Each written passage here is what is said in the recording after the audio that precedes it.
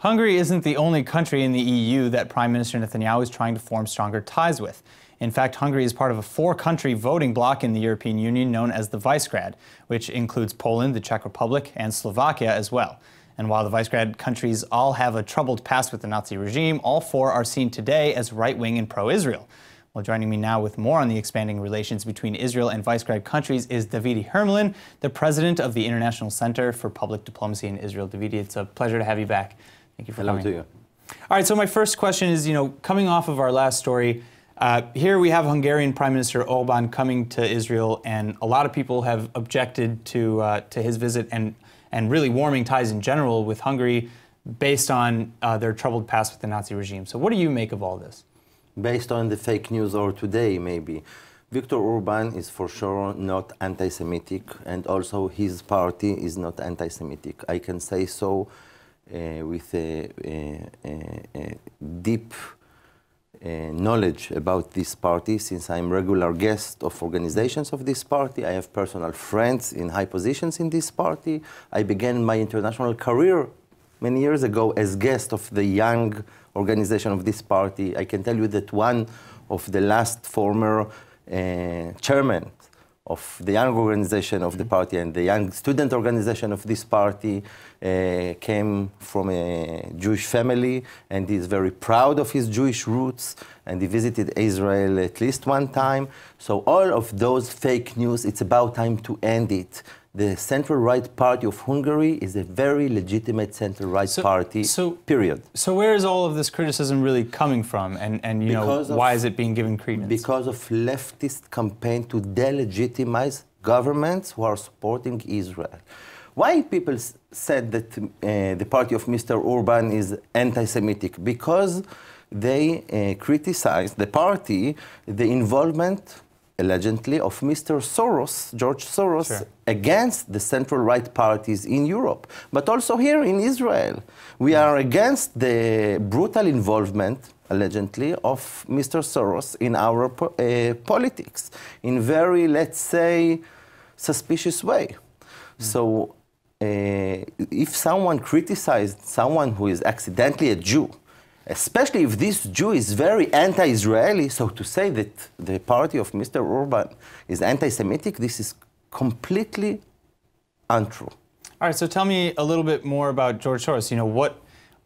What policies exactly are people so vehemently against that he's trying to implement with his funding or with his sway? This is a different topic, the involvement of big foreign money in the Israeli politics, and as I understand, also in the European politics. Sure. This is totally different discussion, but something that is George important. Soros is Hungarian, though. His roots, at least. I don't know where he lives, to be honest, but the point is that also the other governments that you mentioned, in Czech Republic, the Prime Minister is more or less independent, supported by the left wing and by the extreme left. In Slovakia, the Prime Minister, the main coalition partner, should I say, are the socialists, supported by center-right Hungarian party of minority, of the Hungarian minority in Slovakia, and by the right-wing populists, which are smaller than the main party of the socialists. So to say that we have here alliance of central-right government, this is just, it's not true. Not true. It's not true. But it is true, by the way, Slovakia, compared to the others, is very pro-EU. Also, the other governments are pro-EU. But they have, if it's my place to judge as outsider, they have more sense about the policy of the EU. The policy of the EU until now, of the main countries of the EU, especially Germany, with all due respect, and I have a lot of, I met Chancellor Angela Merkel several times, let's say it like that. But this policy of the immigration was wrong. And you can see that the legitimate center-right parties, like the party of the best friend of Israel now, maybe in Europe, Sebastian Kurz, which were personal friends as well, the Chancellor of Austria, they now have more sense when they come to judge the questions about immigration. And if someone want to protect itself, it doesn't mean that he is fascist or right-winger. No, it doesn't mean that you should kill yourself to save someone else. And I think that those 4 countries, they have more sense compared to the more Western countries in Europe.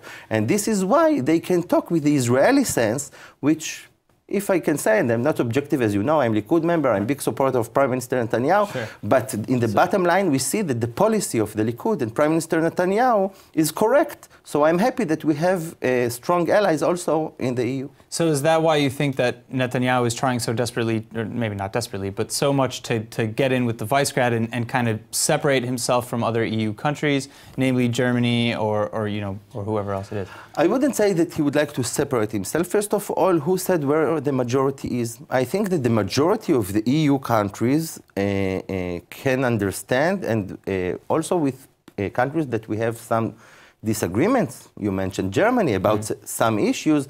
Still, Germany is the best friend of Israel as a country in Europe. No one can deny it right now. But the structure of the EU is like a domino effect. Until now, all the BDS movements and the anti-Israeli politicians, they were using this system to criticize Israel, and because the structure of the EU, everything is going together, sure. So the criticism spread around. Well, and I know that the Visegrad countries can vote it down. So if we have allies and we can add to the EU's policy pro-Israeli attitude, so why not? This is the duty of any Israeli prime minister, and I'm happy enough that Netanyahu is understanding the structure of the EU, and not people who would like to satisfy the EU without understanding the possibilities and the path to defend the Israeli interest there. All right, Davidi Hermelin, thank you so much for joining us today. Thank you.